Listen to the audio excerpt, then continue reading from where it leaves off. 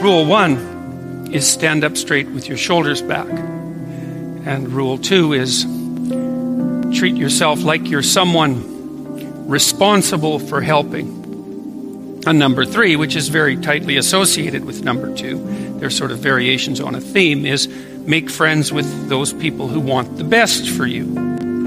By the way, these last 2 rules aren't injunctions designed to make your life easier.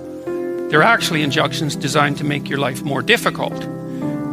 Kierkegaard said at one point that his role in life, given that everything was proceeding to become easier and easier in all possible ways, that there would come a time when people would cry out for difficulty. And so that's partly how he envisioned his role in the world, interestingly enough, as a universal benefactor of mankind who would strive to do nothing other than to make life more difficult for everyone.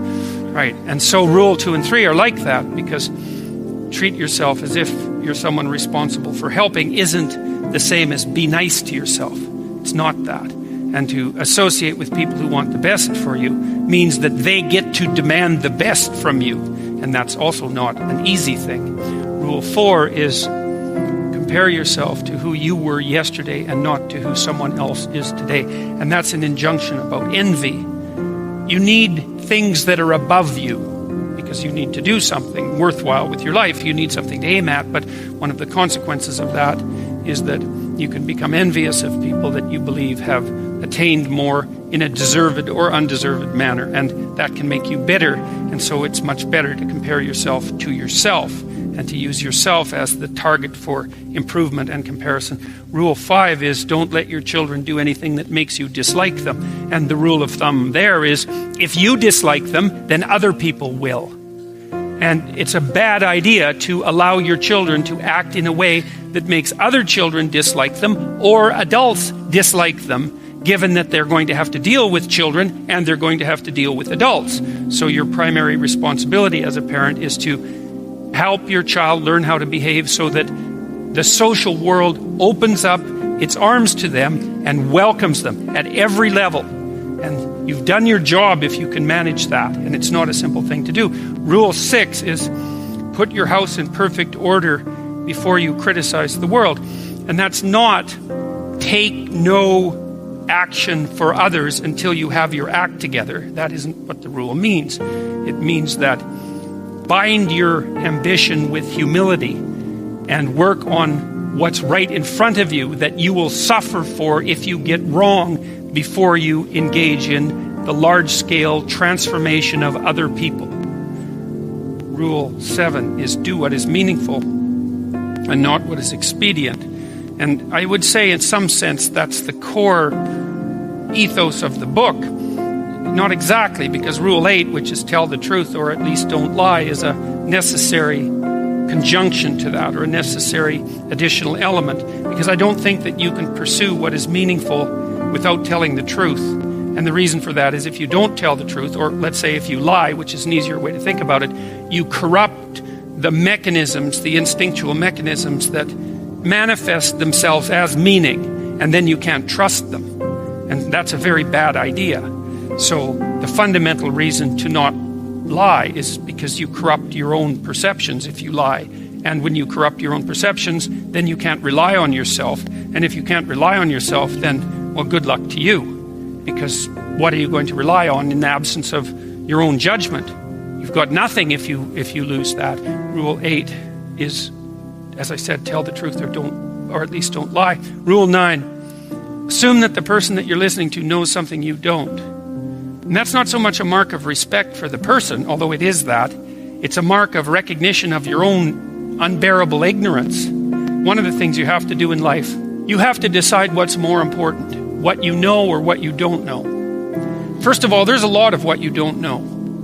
And so if you make friends with that, if you decide that's important, then, well, that's a good thing, because you're going to be surrounded by what you don't know your entire life. And so if you're appreciative of that, then that's going to make things go better for you. But the other element of that is, well, why should you be appreciative of what you don't know? And the answer to that is, well, you shouldn't. If your life is absolutely perfect in every way, you have exactly what you need and want, you've put everything in order around you, then what you know is sufficient. But if you believe that things could still be put right around you in your own personal life and with regard to the effect that you have on other people, then obviously what you don't yet know is more important than what you do know, and you should be paying attention to find out what you don't know at every possible moment. And if you're fortunate when you have a conversation with someone and you're actually interested in what they say, then even if they're not very good at communicating, even if they're awkward, or even if they display a certain amount of enmity towards you, there's always the possibility that they might tell you something you don't know, in which case you can walk away from the conversation less ignorant and corrupt than you were when you started the conversation. And if your life isn't everything that you would like it to be, then being slightly less ignorant and corrupt is probably a good thing.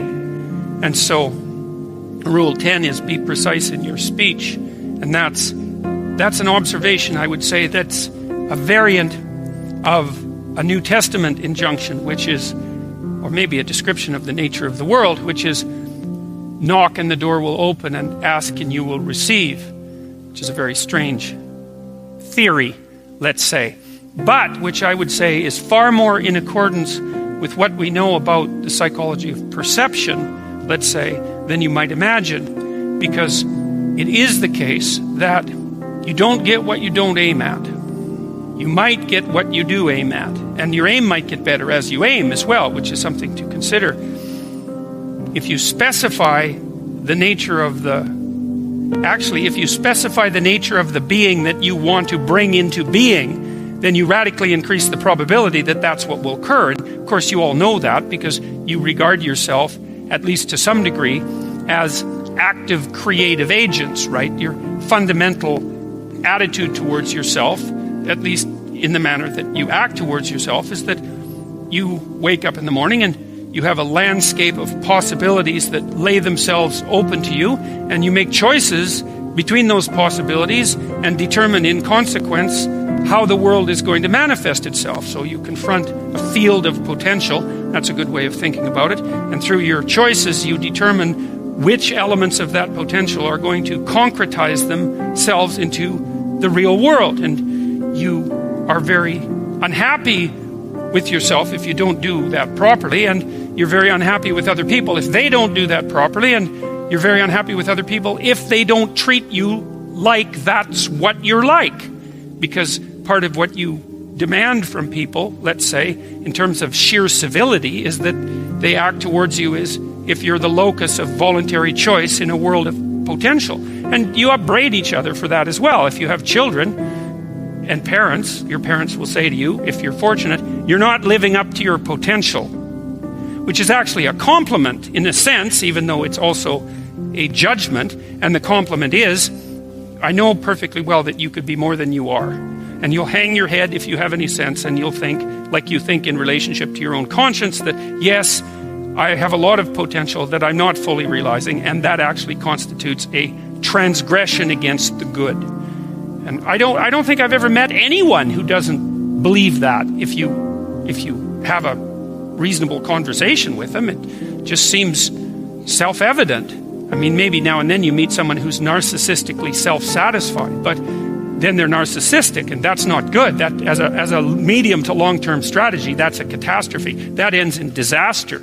You know, it's short-term, it protects people, but long-term, it's not good in the least. And of course, other people don't appreciate it as well. Rule 11 is don't bother children when they're skateboarding. And that's actually a discussion of courage, of encouragement, more specifically, because I've been trying to understand, for example, what role parents play in the lives of their children. And I would say this is a role that is of fundamental importance, as well as attempting to guide your children so that they act in a socially desirable manner, so that the world opens itself up to them. You also want to encourage them, which is not the same as sheltering them. It's not the same at all. And to encourage someone is to say something like, or to act out something like, look, kid, the world's already difficult, because the world isn't easy for children any more than it's easy for adults. The difficulties they're not the same. They're child-sized difficulties, but they're still difficulties. The world is a very hard place, and it's a bitter place in many ways. And it's not only a hard and bitter place, it's also touched with betrayal and malevolence. And that's the fundamental bottom line.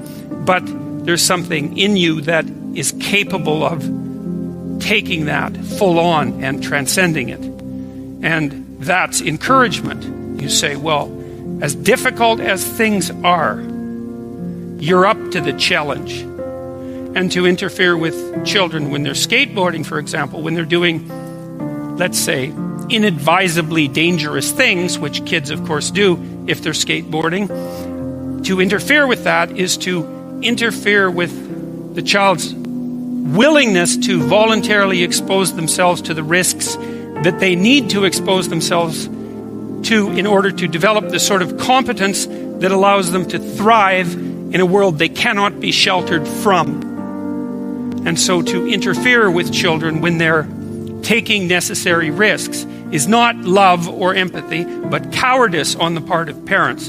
And it's deeply damaging to children. And I can tell you, as a clinical psychologist, I've never had a client come to my office. In all the hundreds of encounters I've had with people in my office, I've never had a client say, my parents made me too independent. That hasn't happened once. Right. Now, my parents made me too dependent, or I conspired with my parents to perpetuate my dependence.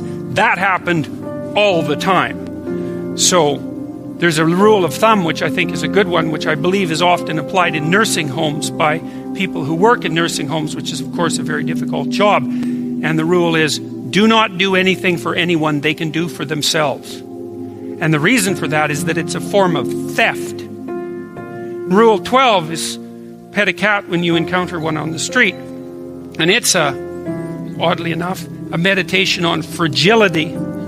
It's a discussion of what you do when you don't know what to do. And that's really when things have gone badly for you, when you face a terrible tragedy in your own personal life or in your familial life, or perhaps even in the life of your community, when things come crowding in at you too quickly. In the case of a death in the family, or a terrible illness, or the collapse of a dream, or any of the things that can flip your world upside down, is how do you cope with that? And that chapter contains a discussion of the necessity of narrowing your time frame, because sometimes the right way to look at the world is across years, and sometimes it's across months, and when things are more out of control, perhaps it's across days, and when you're really up against the wall, it's across hours or even minutes. And during those minutes, then you concentrate on doing as well as you can with what's right in front of you for the longest unit of time that you can tolerate conceptualizing. Maybe that's what you do at someone's deathbed. And while you're doing that and suffering away madly, then you also take the time to appreciate everything you can that manifests itself, that allows itself to be appreciated. And so that's the metaphor of the cat, I suppose.